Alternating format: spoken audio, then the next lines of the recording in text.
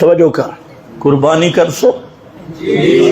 بس ختم ہو گئی تقریر ہوں تھوڑا مشورہ کر لگی پہلی بات یہ ہے اگر یہ عقیدہ ہے تو قربانی کرو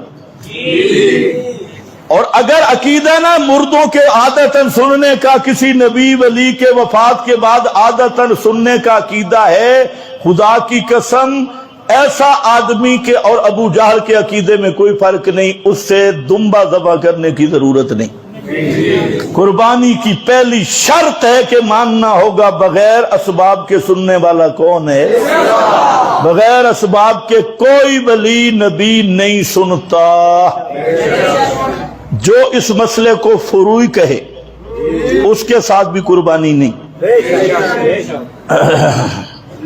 جو اس مسئلے کو کہے نا اختلافی ما فوق الاسباب سما عادی کے مسئلے کو جو کہتے ہیں نا یہ اختلافی مسئلہ ہے اور جو بے ایمان کہتا ہے نا یہ مسئلہ صحابہ کا اختلافی ہے وہ خمینی کی طرح بے ایمان اس کے ساتھ بھی قربانی جو سما عادی کا قائل ہے اس کے ساتھ بھی قربانی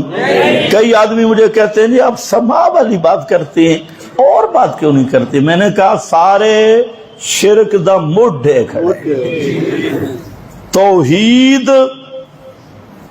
اگر شرک والا چور پکڑنا ہو نا یہاں سے پکڑو یہاں سے پکڑو اور یہ پوچھو وہاں سے آپ سنتے ہیں یا نہیں اگر تھوڑا سا ڈھیلا ہو تو سمجھ لو کراڑ ہے پورا مشرک ہے تو یہ ہے چور پکڑنے کا طریقہ اس لیے میں جہاں سے تم مشرک کے ساتھ قربانی بولو نہیں ہے مشرک کی قربانی بھی نہیں مشرک کے ساتھ بھی قربانی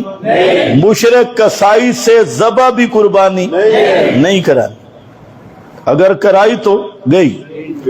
اس لیے قربانی سے پہلے عقیدہ ابراہیمی ہو نیت خالص ہو اور مال حلال ہو حرام مال سے بھی قربانی نہیں حلال کے مال سے اور اس کو یہی توحید کا مظہر سمجھ کے قربانی کرو گے تو ایک ایک بال پہ اللہ تمہیں نیکیاں عطا کرے گا یہاں حسب سابق اس سال بھی آپ کے مرکز میں اجتماعی قربانی کا پروگرام ہے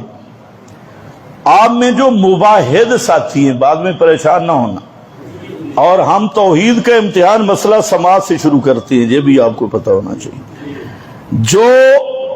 مسئلے میں بھی ہمارے ساتھ متفق ہیں اور فتوے میں بھی متفق ہیں جو مسئلے میں متفق ہے اور فتوے میں متفق نہیں اس کو بھی یہاں قربانی کی اجازت نہیں ہے اس کا حصہ بھی ہم نہیں رکھیں گے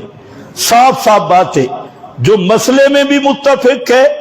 اور فتوے میں بھی بولو متفق ہے تو وہ جمعے کی نماز کے بعد دفتر میں اپنا نام لکھوا دے قربانی کے لیے اور آج لکھوا دے 3-4 دن کے اندر وہ رابطہ کر لے تاکہ ہم اگلا نظام مکمل کر لیں بعد میں پھر ساتھی رابطہ کرتے ہیں تو پھر ہمارے پاس بھی نہ وقت ہوتا ہے نہ گنجائش ہوتی ہے ہم یہاں پر صرف مواحدین کے لیے پروگرام رکھتے ہیں کوئی مشرک یا وکیل مشرک وہ یہاں شریک بالکل نہ ہو جو مشرکوں کی تعزیتیں کرتا ہے جو مشرکوں کے جنازوں میں شریک ہوتا ہے جو مشرکوں کے مذہبی رسومات میں شریک ہوتا ہے وہ بھی مہربانی کر کے یہاں اس قربانی میں شریک نہ ہو اس قربانی میں صرف وہ شریک ہو جو پکا مخلص توحید و سنت کا خادم ہے اور عقیدہ توحید والا رکھتا ہے نہ مشرک کو یہاں اجازت ہے نہ مشرک کے بھائی وال کو اور ایک بات میں آپ کو بتا دوں یہ جو اجتماعی قربانیاں ہو رہی ہیں ٹائم بہت اوپر ہو گیا اجتماعی قربانیاں ہو رہی ہیں اس میں آپ بھی دھوکے میں مبتلا ہے ہمارے مدارس میں اجتماعی قربانیاں ہو رہی ہے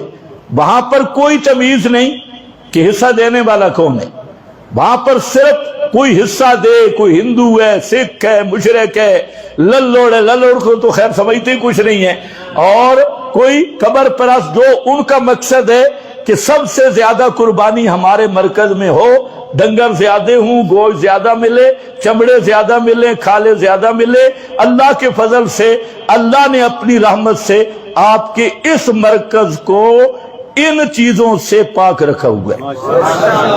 ہمیں نہ ایسے گوشت کی ضرورت ہے، نہ ایسے چمڑوں کی ضرورت ہے، نہ ایسی کھالوں کی ضرورت ہے جس میں مشرک یا مشرک نما یا نیم مباحث جو ادھر نہ ادھر منافقین ایسے آدمیوں کے نہ ان کا اپنا ذاتی چمڑا بھی اتار کے دے تو ہمیں اس کی بھی ضرورت نہیں، ڈنگر کا چمڑا تو دور کی بات۔ تو اس لیے آپ جو اجتماعی قربانیاں کر رہے ہیں، سب کو میرا پیغام ہے جو میرے سامنے ہے، آپ کو جہاں تک میری آواز جائے وہاں تک میں پہنچانا چاہتا ہوں کہ یہ جو مراکز ہیں صرف اس لیے نہ رہو کہ یہ توحید و سنت کا نام لینے والے ہیں، یہ مراکز میں جتنی قربانیاں ہوتی ہیں 99% تمہارا پیسہ ضائع ہوتا ہے، اور وجہ یہ ہے کہ وہاں پر یہ خیال ہی نہیں رکھتے کہ سر ڈالنے والا مواحد ہے یا مشرک ہے یا کیا عقیدہ ہے۔ تو اگر 7 پتیوں میں ایک بھی آذری آ گیا، ایک بھی آذری عقیدے والا آیات ابراہیمی عقیدے والا نہ ہوا یا آذر کا دفاع کرنے والا ہوا تو قربانی 7 کی نہیں ہوگی،